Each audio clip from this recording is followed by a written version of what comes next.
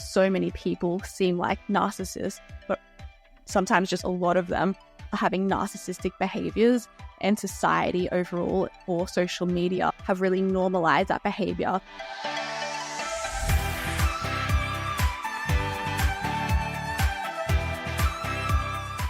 Yes, it's definitely the case. I have spoken to so many, not so many, but I've spoken to some sort of very naive, I don't want to say naive, but successful, maybe less educated as you are in these sorts of things, successful, conscientious, sort of go-getter, boss babe type people. And they're the ones that,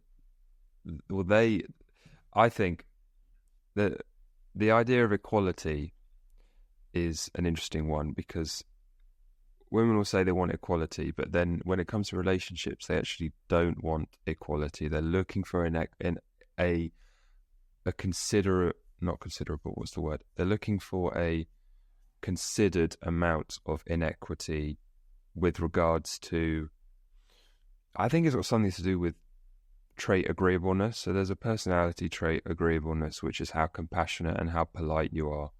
And on average, women tend to be more compassionate and polite, and men tend to be less. And that's just on average. But there's obviously plenty of men out there that are more agreeable than plenty of women. But the point I'm trying to make is maybe they're looking for sort of some form of inequity given their point. So these women that I speak to, they're very, very sort of conscientious. They're very, I guess, stereotypically masculine. And they're the ones that tend to often fall for toxic, stereotypically toxic masculine, the sort of men that you look at and I would go, what the fuck are you doing? He's obviously bad news. And I think it's because if they're up here, they can only go for men up here. And maybe if you push sort of masculine behavior to its extreme, it does become quite toxic. In the same way with feminine, it can also, I think that is the case, to be fair.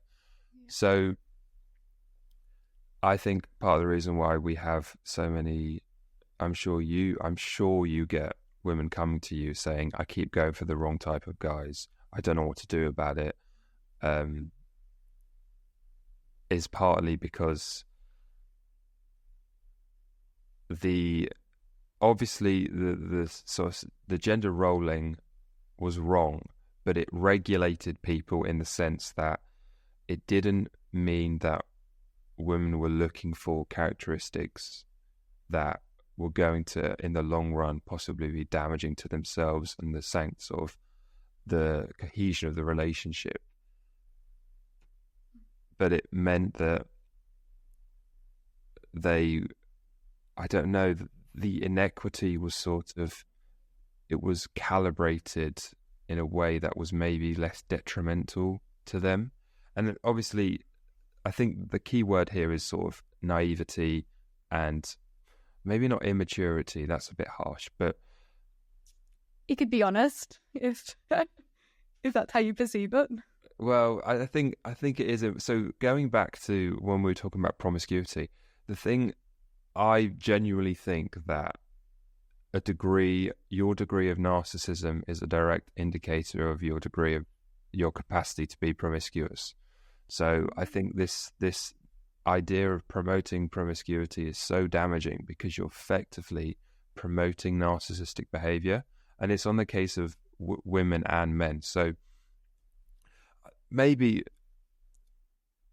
women are going to be hypergamous no matter what, and there's good reason why they're hypergamous, and it's necessary, etc., etc. But they can be blinded by their hypergamous nature sometimes, in the same way that men in positions of power can be blinded by, they have this sort of sea of opportunity at their fingertips. What are they going to do? But there's I think it's postcoital dysphoria, which is like that feeling that you get like after a sort of encounter. And one of the things that I've noticed about myself is I'm exceptionally sensitive to that sort of feeling if I don't know someone. And I think that's probably something that you can get over, but you can't experience that and think monogamy is clearly sort of almost deep rooted into people, because that feeling is, it's like your conscience is. I have a very sensitive conscience, and I think it's linked in with that. But I don't know. I guess I do think that sort of promoting promiscuity can be damaging to people, because it's basically encouraging some of the worst aspects of who they are, and also the way that you treat other people. How do you think you can separate that from the way that you treat yourself? So why do you think that your soul, you brought up the word soul earlier, and I thought that was a really good, really sort of apt choice of wording. How do you know that you're not damaging your soul, so to speak? And that's what I think. I think narcissistic people are less sensitive to that sensation than, or more narcissistic people are less sensitive to that sensation. So I guess that sort of was rounding up the topic of that, because we've gone on it for long, and I'm sure you've had enough of it. So no, so interesting, especially if I could just touch on that one as well. Again, like you said, lots of points there. I do believe there is, when we spoke a lot about narcissism there as well, it's like I feel like there are very much a lot of there's a lot of narcissists in the world, and there's also a lot of people who aren't actually narcissists but have a lot of tendencies that are narcissistic. And so I think that's like super important to actually differentiate as well, because some people generally have just been taught a behavior, and then it has been so normalized in society that so many people seem like narcissists, but sometimes just a lot of them are having narcissistic behaviors, and society overall, or social media, socials have really normalized that behavior as if it's okay and normal. And that's something that we see so much in relationships, where we have like both men and women coming to us saying that their partners do this X, Y, and Z, which is very toxic and unhealthy and not a safe, healthy environment to be in. However, they believe that it's normal and it's okay because it's been so normalized within society. And so, yeah, you touched on a lot of really good points there. I also do believe as well, when you attract such, your wording was like narcissistic on one scale, or like you mentioned women coming back or coming and saying, it's like I keep attracting low quality men or these bad quality men. Mm-hmm. I think you're referring to narcissists at that point, or even just bad quality men. It's on, at some level, that one, there's 100% a reason why you're attracting that. And it's because on some level you embody those qualities, or that you embody the opposite of that, because a massive rule within relationships or within the universe is the law of polarity. If there's light, there must be dark. If there's, I just said that, light, if there must be dark, and vice versa, like masculine, feminine. If there is such a one end of the scale of narcissism and anger and hatred for that person to have within themselves, on some level, in maybe another aspect, that female, for example, has that about herself. If there's so much anger and hatred for a narcissist to have, because they do say narcissism is on a deep level, that they just hate themselves so much that that's why they portray that way, not that they would ever admit to that themselves. And on some level, there's the female that believes that she's worthy of that, is only worthy of that. Even if she says that she isn't, subconsciously she is acting as if she is only deserving of that love, that type of love. Interesting, yeah. So one of the things that I've sort of been thinking about recently, on and off, is I completely agree with that, and it just shows how complicated the whole thing is, and how there's a plethora of different possibilities and contributing factors. But so in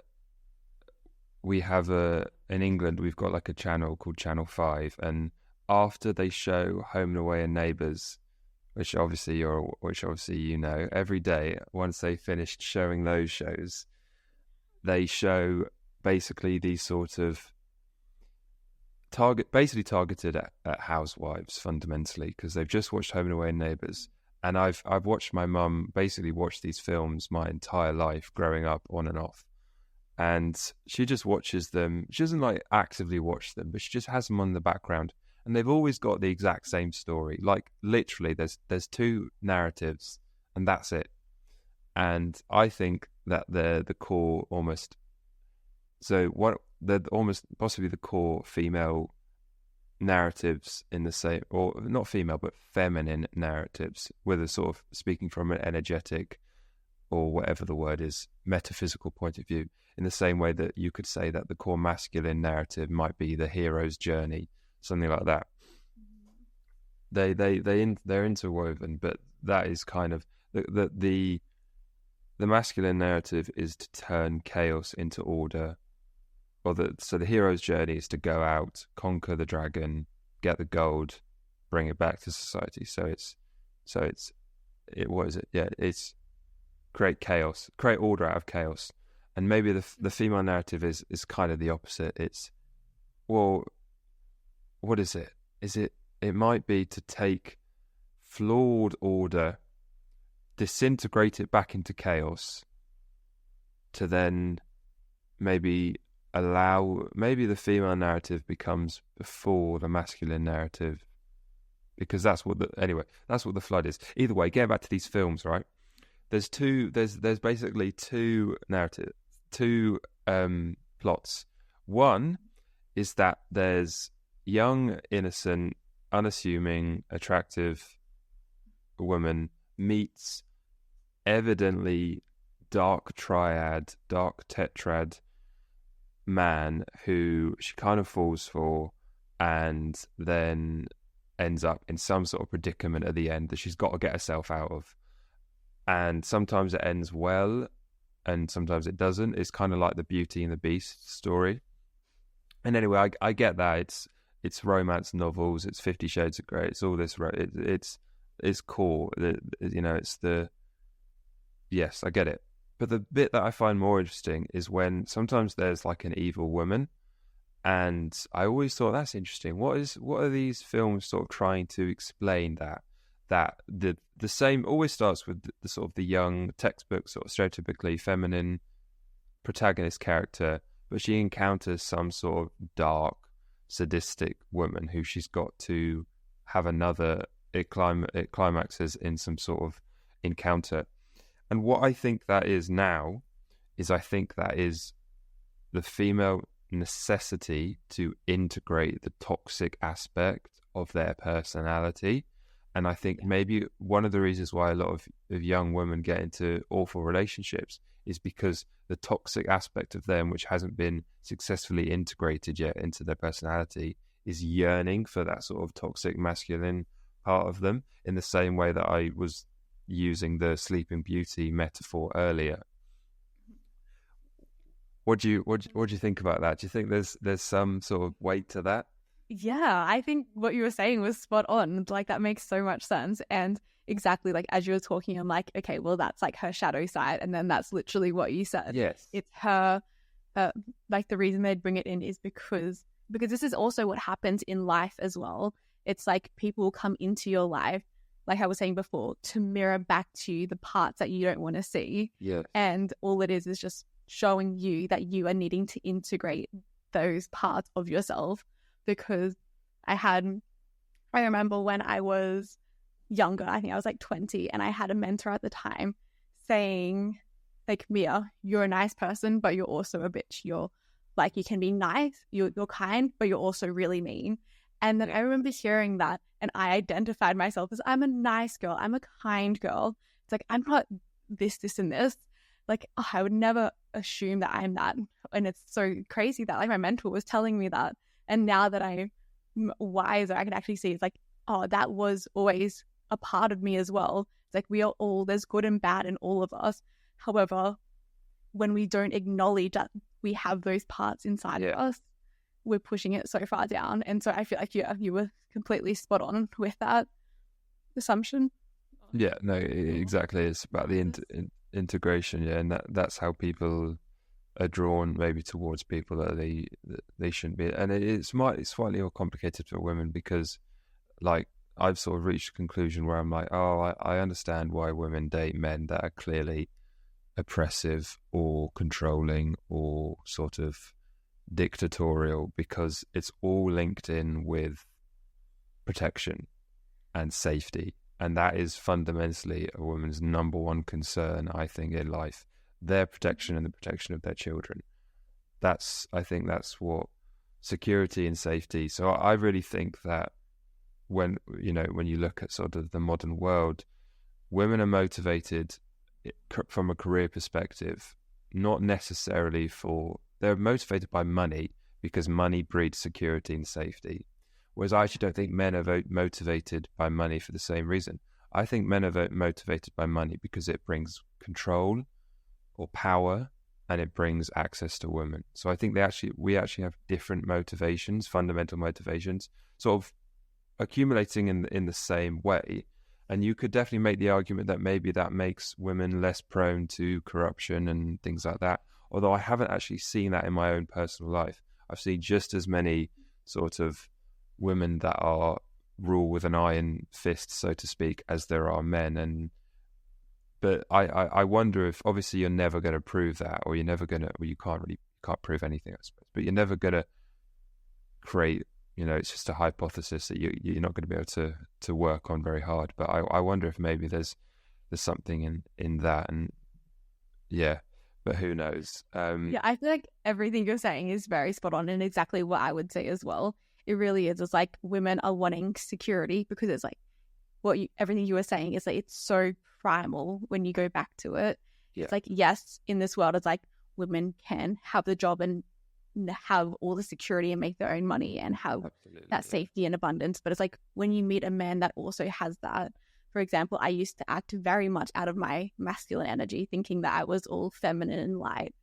When I actually met my partner, Charlie, and he came in with so much security, and so like just he actually had a divine masculine energy. He was embodying masculine energy so well that it actually naturally pushed me or moved me into my femininity for the first time in my life. And I never actually experienced that because only then, when I experienced what it was like to step into my femininity, I realized that I was acting out of my masculine energy, out of safety, for safety and security for myself, because no one else around me, like my parents, my childhood, like I didn't have that masculine figure or protection around me. It wasn't secure. So I created that for myself.